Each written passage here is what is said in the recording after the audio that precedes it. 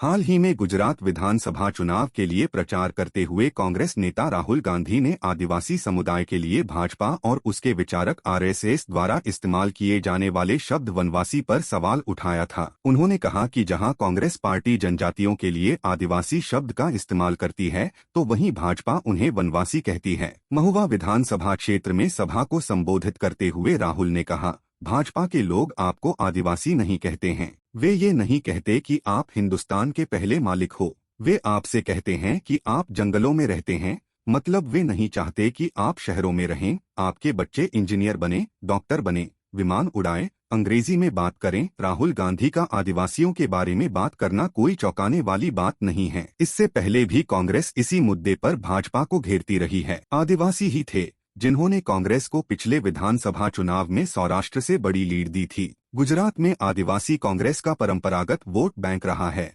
कई ऐसे क्षेत्र हैं जिनमें कांग्रेस की आदिवासियों में कड़ी पकड़ है। 2017 गुजरात विधानसभा चुनाव में सौराष्ट्र की 54 सीटों में कांग्रेस ने 30 सीटों पर जीत दर्ज की थी। यही वजह है कि कांग्रेस फिर एक बार आदिवासी कार्ड खेलने पर जोर दे रही है। आरएसएस नेता राम माधव ने द इंडियन एक्सप्रेस को बताया, हम उन्हें वनवासी कहते हैं, हम उन्हें आदिवासी नहीं कहते, क्योंकि आदिवासी का मतलब मूल निवासी या असली निवासी होता है, जिसका अर्थ यह हुआ कि बाकी सभी बाहर से हैं। लेकिन संघ का मानना है कि हम सभी इस महाद्वीप के मूल निवासी हैं। माधव ने कहा कि संघ आर्यन आक्रमण सिद्धांत को हमेशा खारिज करता आया है। कहा जाता है कि आर्य मध्य एशिया में कहीं से आए थे और पहले से ही बसे हुए भारतीय उपमहाद्वीप में बस गए। उन्होंने कहा, हम आदिवासियों के लिए संवैधानिक शब्द अनुसूचित जनजाति या अनुसूचित जनजातियों के साथ सहज हैं। वर्षों तक आदिवासियों के बीच काम करने वाले संघ के राष्ट्रीय अनुसूचित जनजाति आयोग के अध्यक्ष हर्ष चौहान ने बताया कि वनवासी शब्द की स्थापना 1952 में हुई थी। चौहान ने द इंडियन एक्सप्रेस को बताया